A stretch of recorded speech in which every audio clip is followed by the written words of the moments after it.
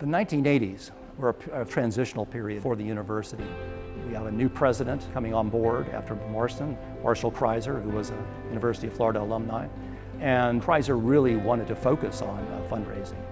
He felt that that was something that he could excel at. Well, I think Marshall Kreiser really understood the necessity for a capital campaign, even though we had never had one and nobody else in Florida had had one either. Somebody had to be first. You know, we weren't able to hire the top quality professors because the basic budget for professors was not very much at the time. Marshall wanted a campaign. We went ahead and set the goal at $200 million.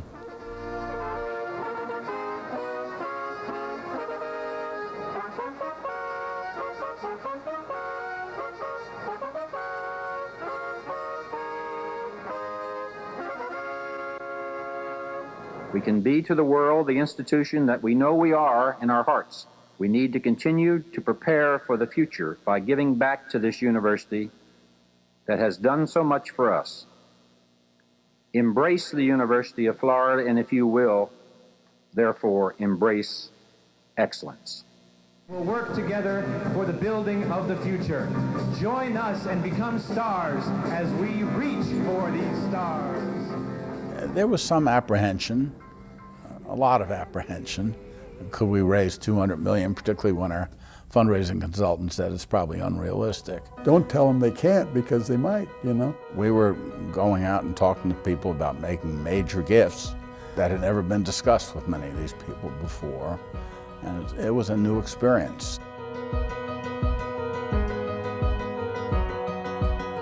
Our entrance into AAU really kind of lays the groundwork for the capital campaign. This gives us a real boost.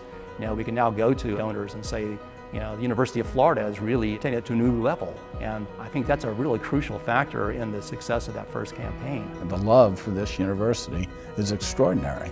People just love to be Gators, and they love to help the university. I remember then I got a call to President Kreiser's office.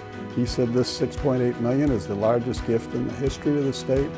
And as a result, he wanted me to be the chairman of that first campaign, which I initially told him, no way, I'm not going to do that. And I like to tell the story that he said, you got to do that or I won't take your money. And so we compromised. I took the job and he took the money.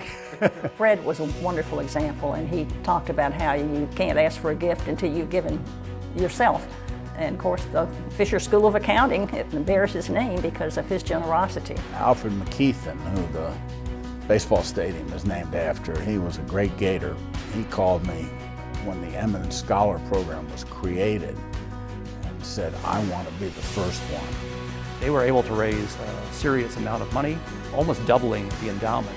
And the net result of what we accomplished in this campaign was that we changed the culture of giving to public universities in the state of Florida. And we won for other universities. We won for the future of our own university. Well, I look back on it as having accomplished something that was important and met a lot of great people, and unfortunately too many of them are not with us anymore.